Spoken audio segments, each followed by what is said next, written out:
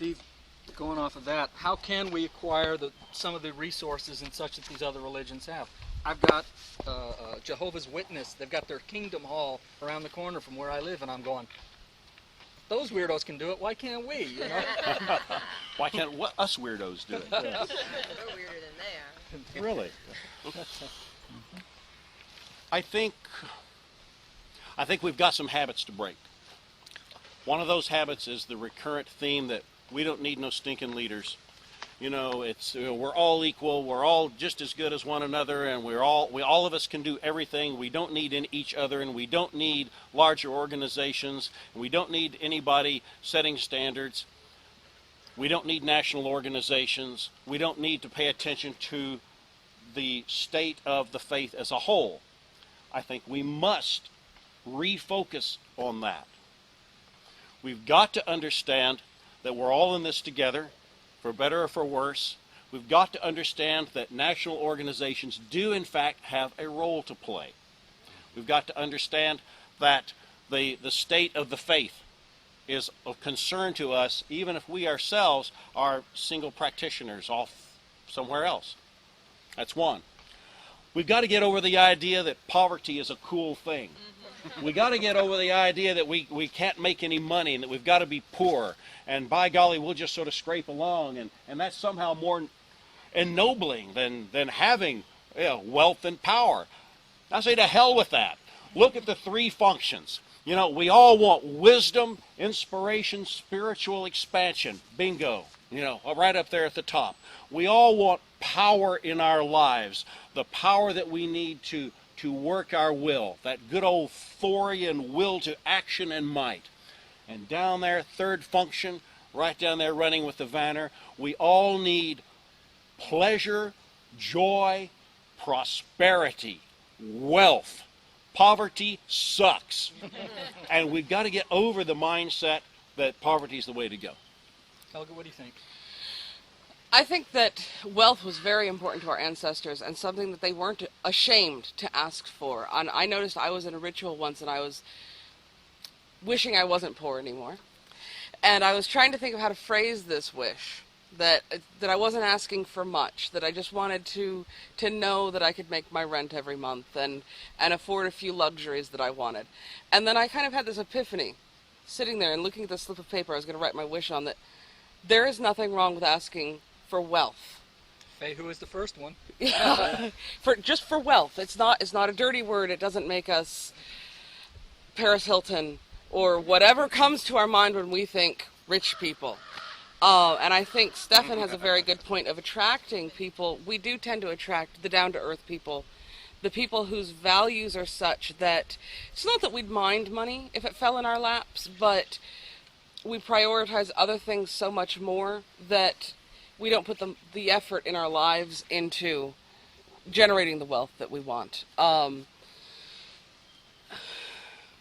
I also think that this is where some form of agreement between the groups across the country of what are our core things that we can agree on, no matter what flavor we practice, what are we that will unify us, that will allow us to work together, because I can't think of a single faith that one person built a temple or a large church.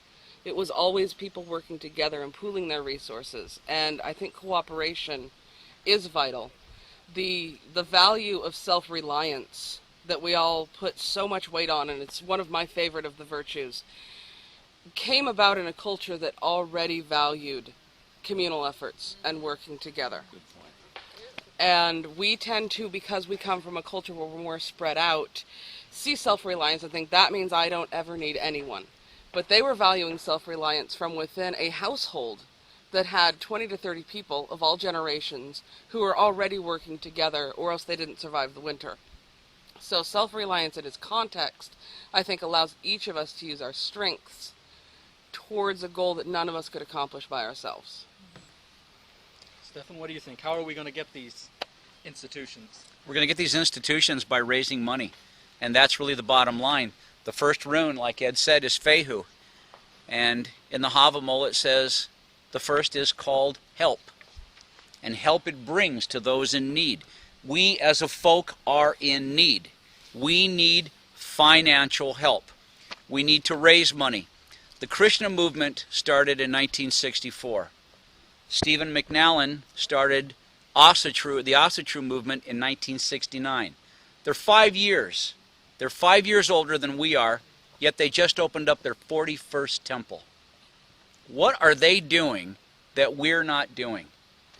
Why is it that they can find people to put on orange robes, finger symbols, and chant in airports and raise funds by selling Krishna literature and beads and little trinkets, and are so devoted that they'll stand there at the airport or on a street corner and take verbal abuse and take ridicule and be the butt of late night comedians' jokes?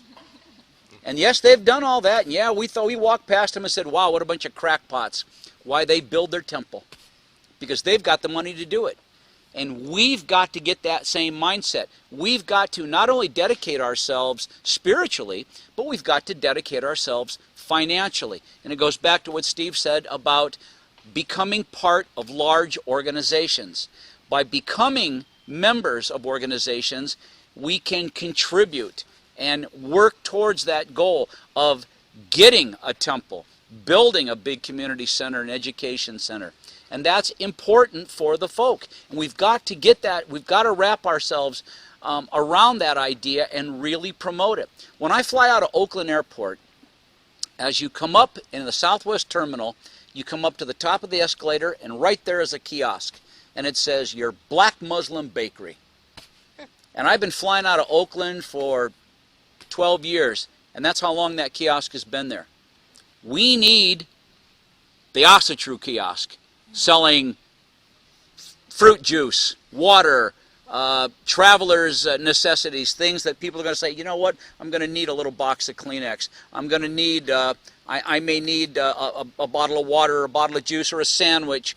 And wow, this literature looks pretty interesting too. I'll pick up some of that, because that brings in money. And we need people to do this. We need people. When I was up in Portland a few months ago, on every single corner, they had blanketed the city, were young people with clipboards raising money and signing people up to join Greenpeace.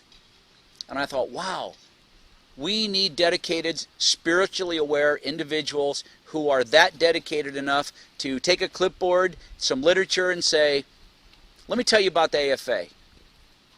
Or some other Asatru organization, but are doing this to bring this consciousness to people and to raise the funds we need.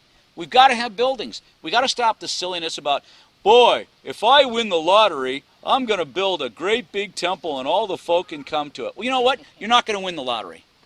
The chances of that are nil. But we have the lottery within us. And we can win the lottery if we just dedicate ourselves, and put the work into it. And we can win the lottery. Everyone can win. Everyone can win. I'm going to ask one more question of our panelists, and then I'll open it up if there are any questions or comments that anybody else wants to make.